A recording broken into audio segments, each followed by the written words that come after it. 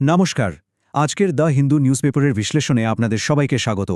UPSC পরীক্ষার পার্সপেক্টিভে যে খবরগুলো সবচেয়ে বেশি জরুরি আমরা ঠিক সেগুলোই তুলে আনব আর সহজ করে আলোচনা করব। তো আর দেরি না করে চলুন শুরু করা যাক। আজকের আলোচনাটা আমরা এই 5টা ভাগে সাজিয়েছি। দেখুন, এই ভাগগুলো করার কারণ হল যাতে আপনারা প্রতিদিনের খবরগুলোকে সরাসরি ইউপিএসসি সিলেবাসের সাথে কানেক্ট করতে পারেন, মানে কোন খবরটা কেন গুরুত্বপূর্ণ সেটা বুঝতে সুবিধা হবে। তো প্রথম সেকশনেই চলে আসি, শাসন ব্যবস্থা আর জনস্বাস্থ্য। এখানে আমরা একদম একটা জলজন্তু উদাহরণ দেখব, মানে একটা কেস স্টাডি বলতে পারেন। দেখব কিভাবে প্রশাসনিক গাফিলতি সাধারণ মানুষের জীবনকে ঝুঁকির মুখে ফেলে দেয়।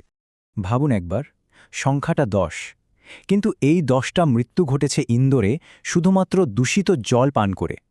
এই একটা সংখ্যায় কিন্তু একটা বিরাট জনস্বাস্থ্য সংকট আর মারাত্মক প্রশাসনিক অবহেলার ছবিটা আমাদের সামনে পরিষ্কার করে দেয়। ব্যাপারটা কি হয়েছে দেখুন, যে জলটা ইনডোর মিউনিসিপ্যাল কর্পোরেশন বা আইএমসি সাপ্লাই করেছে সেই জলই দূষণ, মানে রক্ষকই ভক্ষক। হ্যাঁ, কয়েকজন অফিসারকে সাসপেন্ড করা হয়েছে, একটা তদন্ত কমিটিও বসেছে, কিন্তু আসল প্রশ্নটা তো থেকেই যাচ্ছে, প্রশাসনিক জবাবদিহিতা কোথায়? আর এই ঘটনাটা আমাদের সরাসরি ইউপিএসসি পলিটি সিলেবাসের একটা খুব জরুরি প্রশ্নের সামনে এনে দাঁড় করায়। আচ্ছা, 74th অ্যামেন্ডমেন্ট অনুযায়ী অরবান লোকাল বডিজের মূল দায়িত্বগুলো কি কি? এই যে ঘটনাটা ঘটল, এটা কি সেই দায়িত্ব পালনে ব্যর্থতার একটা বড় উদাহরণ নয়? এটা কিন্তু ভাবার মতো একটা বিষয়। আচ্ছা, স্থানীয় প্রশাসন থেকে এবার চলুন একটু জাতীয় স্তরের দিকে তাকাই, ফোকাস করব অর্থনৈতিক নীতির ওপর। টেলিকম সেক্টর নিয়ে সরকার একটা বিরাট বড় সিদ্ধান্ত নিয়েছে, আর বুঝতেই পারছেন এই সেক্টরটা দেশের অর্থনীতির জন্য কতটা গুরুত্বপূর্ণ। আলোচনার একেবারে কেন্দ্রে আছে একটা টার্ম, এজিআর বা অ্যাডজাস্টেড গ্রস রেভিনিউ। এটা কি? খুব সহজ করে বললে টেলিকম কোম্পানিগুলো সরকারকে যে লাইসেন্স ফি আর অন্যান্য চার্জ দেয় সেটাই হলো এজিআর। এই ব্যাপারটা মাথায় রাখাটা কিন্তু খুব জরুরি পরের স্লাইডটা বোঝার জন্য। এবার অঙ্কটা দেখুন, 87,695 কোটি টাকা। হ্যাঁ, প্রায় 88,000 কোটি টাকা। ভোডাফোন আইডিয়ার এই বিশাল অঙ্কের বকেয়া সরকার 5 বছরের জন্য স্থগিত করে দিয়েছে। এটা যে টেলিকম সেক্টরে সরকারের কত বড় একটা হস্তক্ষেপ তা আশা করি আপনারা বুঝতে পারছেন। কিন্তু প্রশ্ন হল, সরকার কেন এমন একটা পদক্ষেপ নিল? সরকারের নিজের ভাষ্যই দেখুন, তারা চায় এই রকম গুরুত্বপূর্ণ সেক্টরে যেন একাধিক প্রতিযোগী থাকে। মানে সরকারের কাছে একটা উভয় সংকট ছিল, একদিকে বিপুল রাজস্ব আদায় আর অন্যদিকে একটা বড় কোম্পানিকে বাঁচিয়ে বাজারে কম্পিটিশনটা টিকিয়ে রাখা। সরকার কিন্তু দ্বিতীয় রাস্তাটাই বেছে নিয়েছে। অর্থনীতির পর এবার আমরা কিছু সংবেদনশীল সামাজিক ইস্যু নিয়ে কথা বলবো। আমাদের লক্ষ্য থাকবে ঘটনাগুলোকে যতটা সম্ভব নিরপেক্ষভাবে শুধু তথ্যের ভিত্তিতে আপনাদের সামনে তুলে ধরা। আসামের কার্বি আংলংয়ের এই ঘটনাটা দেখুন, কুসংস্কারের কি সাংঘাতিক পরিণতি হতে পারে। ডাইনিবিদ্যা চর্চার অভিযোগে গ্রামেবাসীরা একটা দম্পতিকে পিটিয়ে জীবন্ত পুড়িয়ে দিয়েছে। এটা আমাদের চোখে আঙুল দিয়ে দেখিয়ে দেয় যে আইনের শাসনকে বুড়ো আঙুল দেখিয়ে কিভাবে কুসংস্কার আজও আমাদের সমাজে চরম হিংসার জন্ম দিচ্ছে। একদিকে যেমন কুসংস্কারের হিংসা, তেমনি অন্যদিকে জাতিগত পরিচয়ের কারণে বৈষম্য।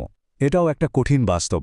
দিল্লিতে উত্তর পূর্বের ছাত্রছাত্রীদের এই প্রতিবাদ দেখুন, তাদের স্লোগানগুলো দেখুন, আমরা চীনা নই, আমরা ভারতীয়, বর্ণবিদ্বেষ হত্যা করে। তাদের মূল দাবিটা কি? জাতিগত বৈষম্যের বিরুদ্ধে একটা নির্দিষ্ট আইন। এটা কিন্তু আমাদের সংবিধানের সমতার অধিকারের কথাই মনে করিয়ে দেয়। সামাজিক ইস্যুগুলোর পর এবার চলুন আইন আর বিচার ব্যবস্থা দিকে নজর দিই। এখানে আমরা দুটো খুব গুরুত্বপূর্ণ খবর দেখব। একটা আমাদের ভবিষ্যতের দিকে ইঙ্গিত দিচ্ছে, আর অন্যটা আমাদের অতীতের দিকে তাকাতে বাধ্য করছে। এই নতুন 4টে লেবার কোডের খসড়া নিয়ম কিন্তু জিএস পেপার 2 আর 3 এর জন্য খুবই গুরুত্বপূর্ণ। দেখুন কি কি আছে। সপ্তাহে 48 ঘণ্টা কাজের সময়সীমা, মহিলাদের নাইট শিফটে কাজ করার জন্য নিরাপত্তা আর সম্মতির ব্যবস্থা। আর খুব জরুরি একটা বিষয়, গিগ কর্মীদের জন্য সোশ্যাল সিকিউরিটির কথা বলা হয়েছে। এটা ভারতের লেবার মার্কেটে একটা বিরাট পরিবর্তন আনতে চলেছে। এবার এই টাইমলাইনটা একবার দেখুন, শুধু সময়টা খেয়াল করুন। অপরাধটা হয়েছিল 1982 সালে, রায় দেয়া হলো 1987-তে, আর হাইকোর্ট থেকে খালাস পেতে পেতে সালটা হয়ে গেল 2025, মানে 38টা বছর। একটা মামলার নিষ্পত্তি হতে 38 বছর লেগে গেল। একেই হয়তো বলে justice delayed is justice denied. তো আদালত কেন খালাস দিল? হাইকোর্ট বলছে এটা একটা ব্লাইন্ড মার্ডার ছিল, আর প্রসিকিউশন মানে সরকারি পক্ষ যুক্তিসঙ্গত সন্দেহের ঊর্ধ্বে গিয়ে তাদের কেসটা প্রমাণ করতে পারেনি। এই ঘটনাটা আমাদের ক্রিমিনাল জাস্টিস সিস্টেমে প্রমাণ আর সাক্ষ্যের গুরুত্বটা আরও একবার বুঝিয়ে দেয়। আচ্ছা, এবার আমাদের শেষ সেকশনে আসা যাক, পরিবেশ ও ভূগোল। এখানে আমরা দেখব একটা আপাতদৃষ্টিতে খুব সফল কৃষিনীতির আড়ালে কিভাবে একটা বড় পরিবেশগত সংকট লুকিয়ে থাকতে পারে। ভারত এখন বিশ্বের সবথেকে বড় চাল উৎপাদক। এটা নিঃসন্দেহে একটা গর্বের বিষয়, কিন্তু এই ছবিটা আমাদের একটা প্রশ্ন করতে বাধ্য করছে। এই সাফল্যের জন্য আমরা আসলে কি দাম দিচ্ছি? এই ডেটাটা দেখুন, পাঞ্জাব আর হরিয়ানার মাত্র 1 দশক আগে ভূগর্ভস্থ জলের লেভেল ছিল প্রায় 30 ফুট নিচে, আর এখন সেটা নেমে দাঁড়িয়েছে 80 থেকে 200 ফুটে। মানে তফাৎটা একবার ভাবুন। এই পরিসংখ্যানটাই কিন্তু ওখানকার ভয়ঙ্কর জল সংকটের ছবিটা তুলে ধরার জন্য যথেষ্ট। তাহলে এই সংকটটা তৈরি হলো কেন? আসল কারণটা হলো একটা দুষ্টু চক্র বা ভিশাস সাইকেল। দেখুন ব্যাপারটা কিভাবে কাজ করছে।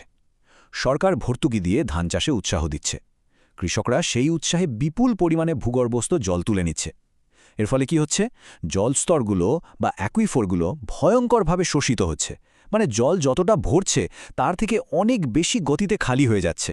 আর এর প্রভাব, 1 কেজি চাল উৎপাদন করতে গিয়ে প্রায় 3 থেকে 4,000 লিটার জল খরচ হয়ে যাচ্ছে। মানে আমাদের কৃষি নীতিই যেন পরিবেশের বিরুদ্ধে চলে গেছে। তো আজকের এই পুরো আলোচনা থেকে আমরা কি দেখলাম? প্রশাসনিক ব্যর্থতা, অর্থনৈতিক টানাপোড়েন, সামাজিক সংঘাত আর পরিবেশের বিপর্যয়, এই সব মিলিয়ে যে জটিল পরিস্থিতি, তার শেষে আপনাদের জন্য একটা প্রশ্ন রেখে যাচ্ছি। এই সমস্ত চ্যালেঞ্জগুলো মোকাবেলা করার জন্য একজন কার্যকরী সিভিল সার্ভান্টের মধ্যে সবচেয়ে জরুরি গুণ কোনটা বলে আপনাদের মনে হয়? এটা নিয়ে ভাববেন। আজকের মতো এটুকুই। ধন্যবাদ।